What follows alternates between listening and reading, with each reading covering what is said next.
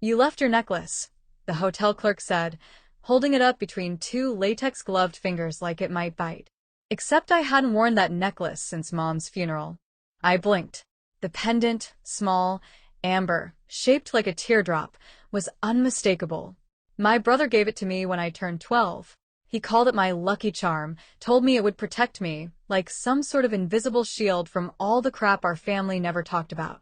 Why the hell was it found in room 214 of a Marriott in New Haven, Connecticut? And more importantly, who the hell had been wearing it? Let me back up. This all started the night I didn't get invited to my brother's engagement dinner. Not even a text.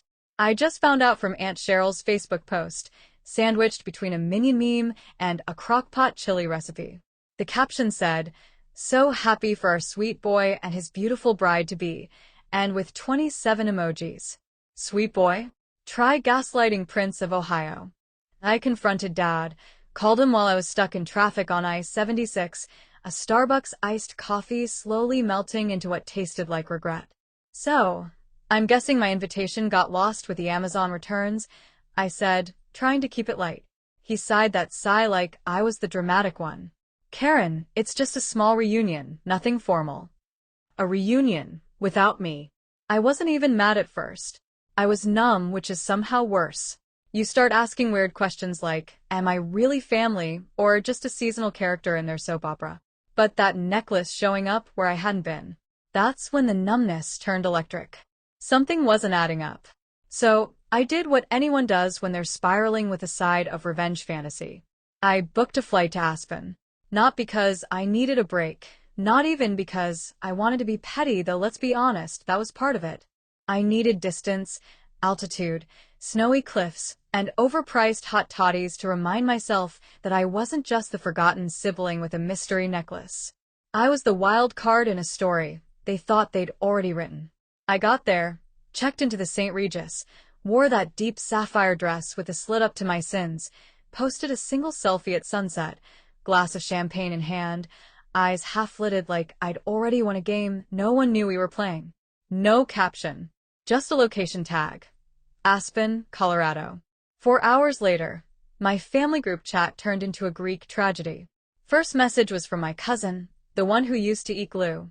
"Karen, you and Aspen, WTF is going on?" Then my brother chimed in, newly crowned fiancé clinging to his arm in every filtered photo. "Karen, why would you post that tonight? Are you serious right now?" Then Dad followed, of course. This isn't how family handles things. You're making a scene. But they weren't asking the real question. No one asked about the necklace. No one asked how I knew it had been planted. Because I was starting to think that not being invited to the engagement wasn't the betrayal. It was the distraction. And the real story was still crawling in the shadows, waiting to bite. The morning after the group chat imploded, I woke up to 12 missed calls from Dad and 1 voicemail from a number I didn't recognize. The voicemail wasn't words.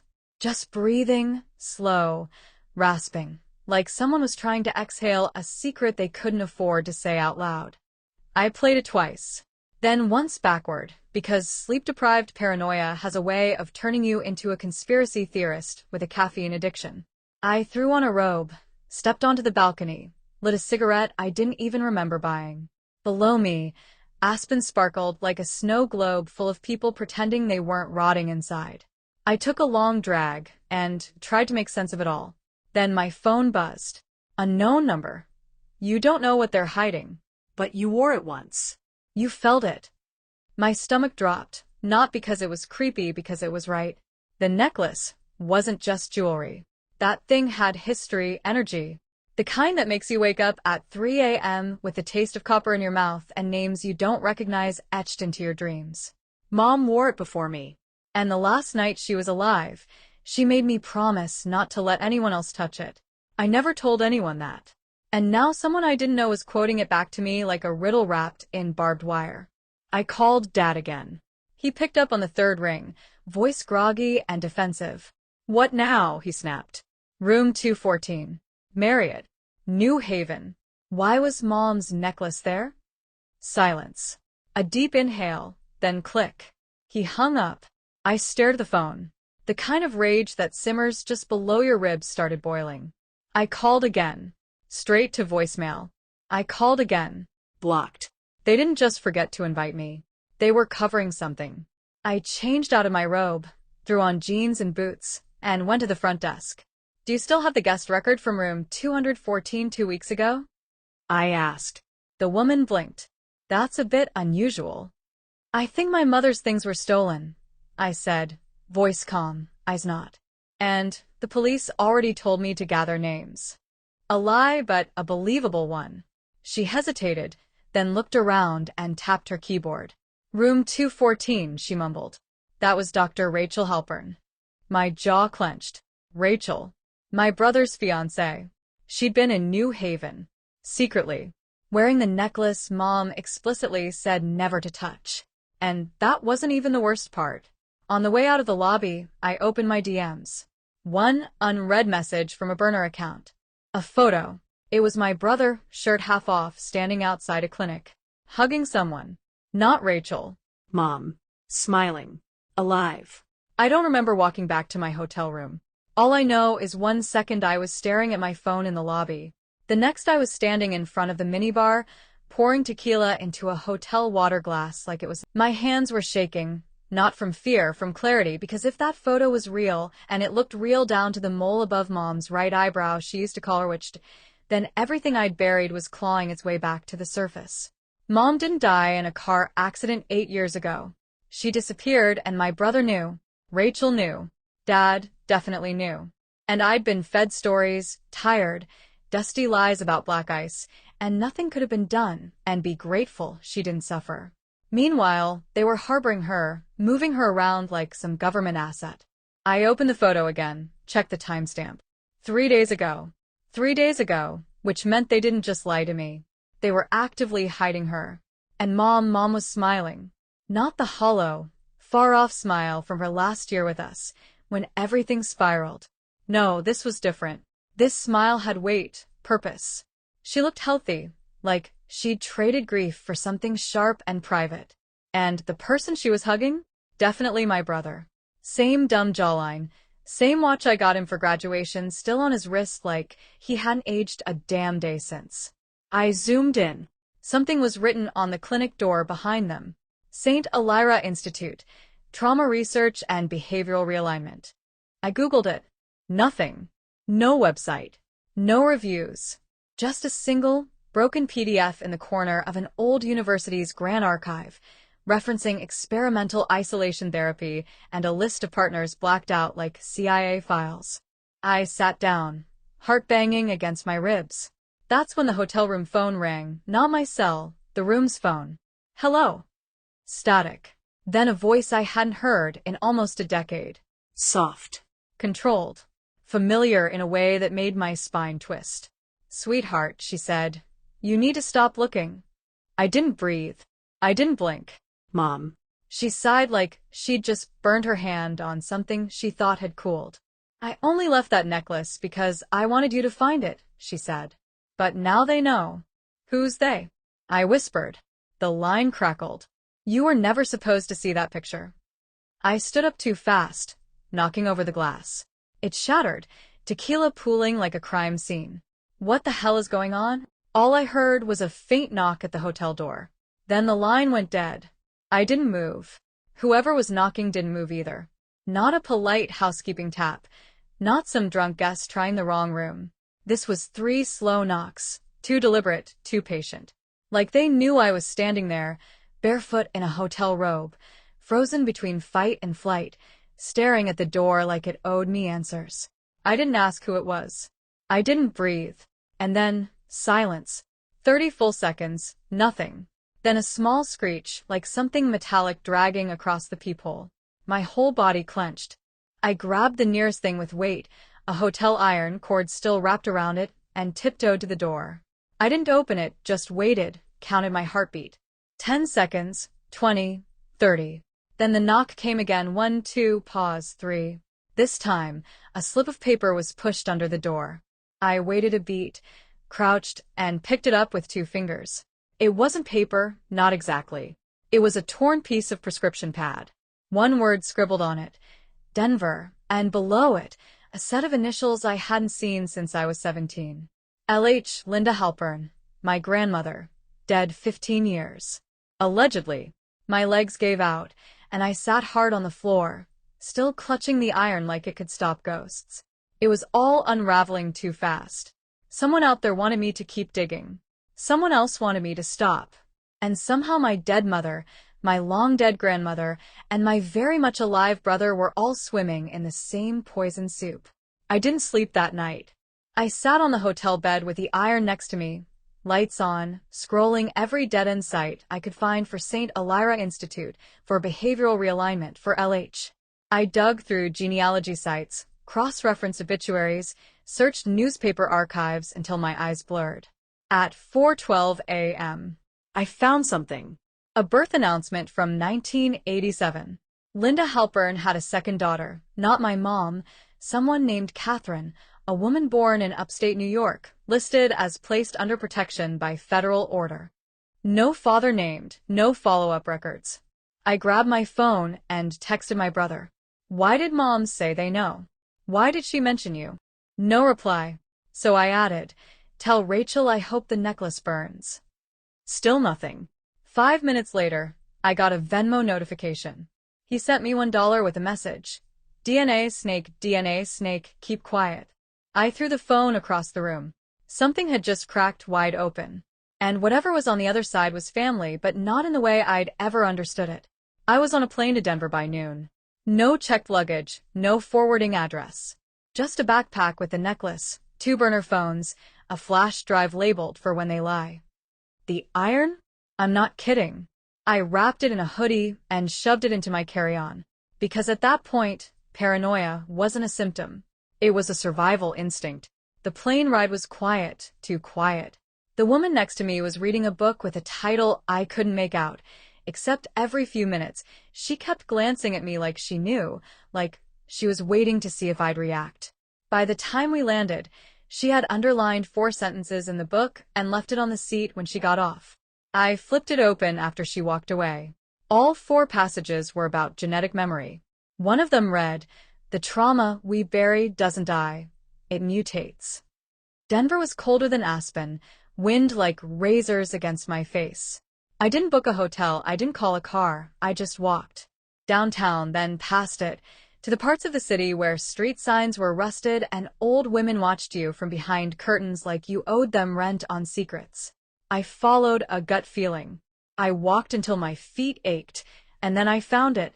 A brick building with no sign, just the number 2417 stenciled above a steel door. Faded paint. Surveillance cameras with their lenses ripped out like someone had wanted to be watched, then changed their mind. The door had a keypad. I tried Mom's birthday. Denied. Dad's. Denied. My own. Access granted. That's when I knew this went deeper than spite or estrangement or even madness. They built this with me in mind. Inside it was silent, too silent. No humming HVAC, no buzzing fluorescence. Just tile floors and rooms with frosted windows and chairs bolted to the ground. I found a hallway labeled Observational Wing, Subjects A through C. Subject not patient. I pressed my ear to one of the doors. Heard breathing. 2 sets. I tried the next. Same thing. And then I saw it, door C12. Cracked open just an inch. Inside, a woman with her back to me. Gray streaks in her hair, reading from a clipboard in a voice too familiar to fake. Mom, real, breathing reading. Subject has not responded to environmental flashbacks or symbolic retriggers. Will attempt visitation pairing next. Then Subject D, she said, with a smile like lightning in reverse. You weren't supposed to wake up yet. And behind her, strapped to a gurney, my brother. Eyes wide. Mouth taped shut. Thrashing. Like he had just remembered something he was forced to forget. I didn't scream. That's the part one keep replaying how quiet I was. I stood there, frozen in the doorway, eyes ping-ponging between my mother and my brother, like I was caught in some fever dream family reunion hosted in a psych ward basement. He was strapped down with those heavy military-grade restraints you only see in movies, forearms, ankles, even a neck strap. His eyes were bloodshot and locked on me like I was the last person he expected to walk through that door.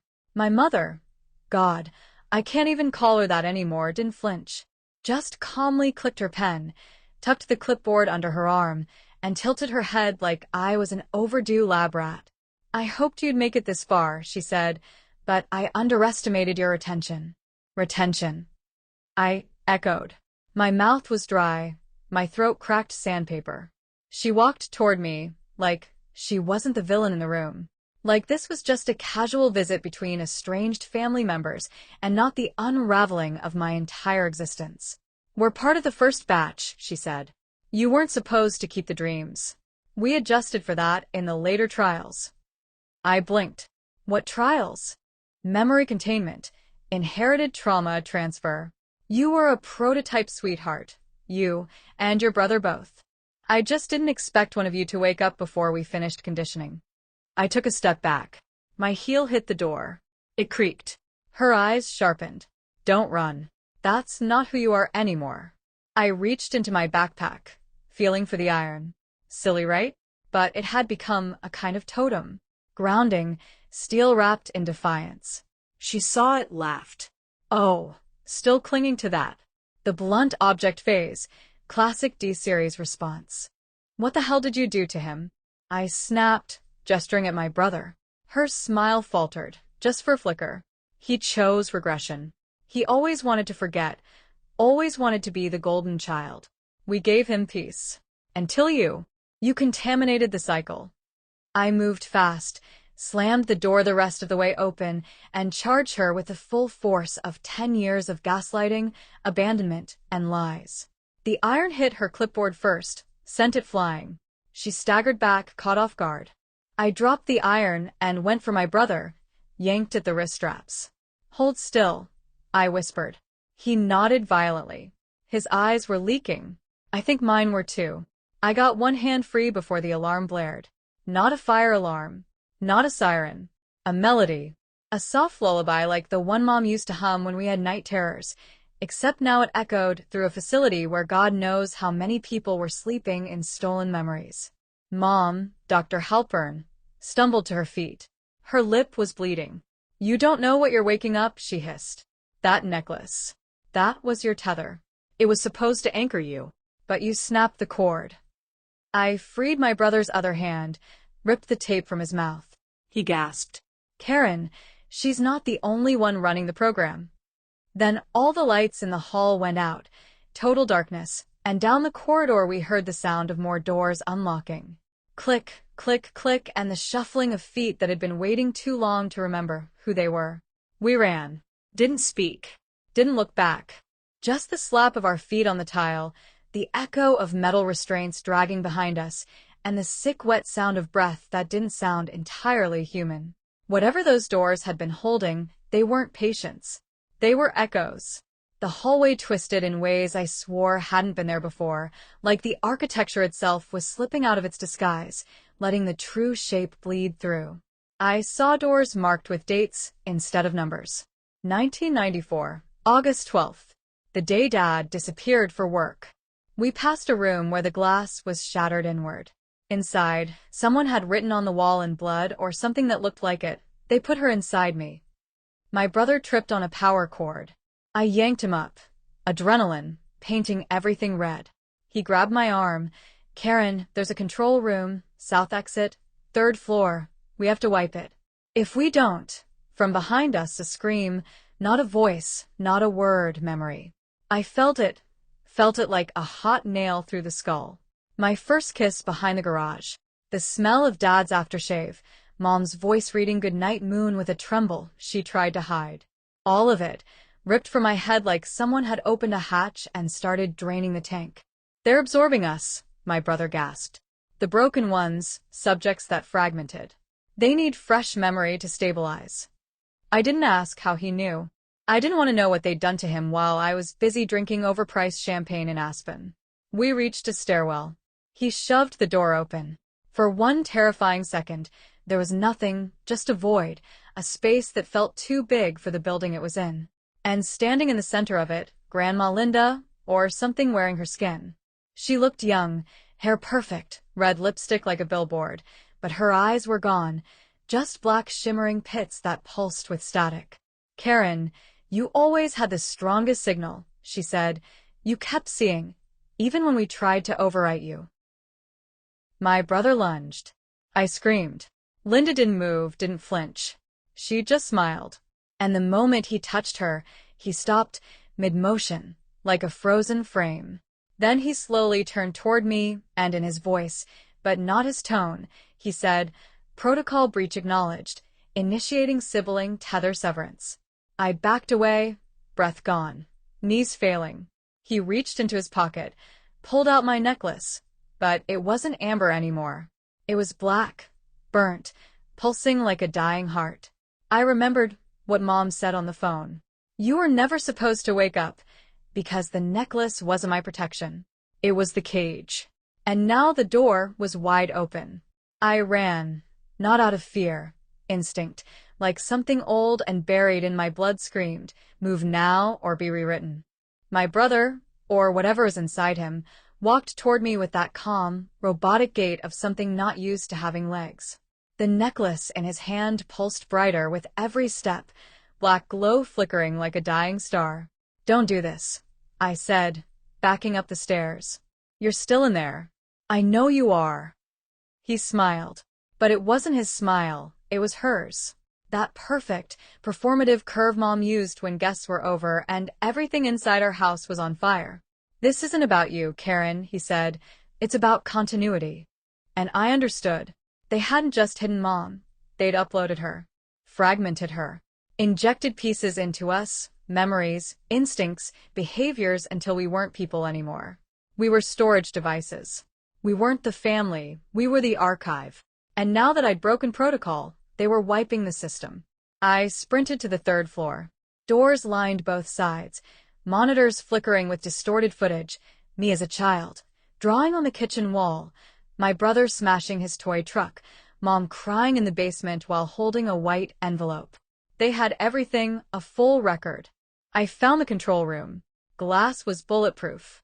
Inside, 2 technicians were mid-freakout, slamming buttons trying to lock the system down. They saw me. One reached for the emergency override. I yanked the fire extinguisher off the wall and smashed the panel. Sparks flew. The system screamed like the building itself was in pain. I reached through the broken glass, grabbed the nearest keyboard, and started the wipe. "Are you sure?" the screen asked. I didn't hesitate. Yes. The lights went out again. A low hum began like the sound of 20 TVs turned to static all at once. And then I saw them. Everyone who'd ever been part of this twisted lineage, Mom, Grandma Linda, Rachel, my great-uncle who vanished in '72, standing in the hallway, flickering like VHS ghosts. They weren't angry. They were empty, like whatever was driving them had been cut off. My brother stumbled in, eyes back, skin pale. He dropped the necklace. "Karen, is it over?" he asked. I nodded. I hoped it was. We walked out as the building died behind us. Lights popping. Systems failing. Years, generations of stolen memory collapsing into nothing. No cops, no sirens, just silence. I posted one final photo when we got to the Denver airport. Me in a borrowed hoodie, windblown hair, holding the necklace now cracked and dull. No caption. Just a location tag. Denver, Colorado. 2 hours later, the family group chat exploded again. Rachel. "Karen, where did you find that necklace?" Dad. "Karen, do not go digging again." Aunt Cheryl just sent a minion meme, but I wasn't angry anymore, because now they were the ones asking questions. And for once, I was the one with answers, or at least, the only one.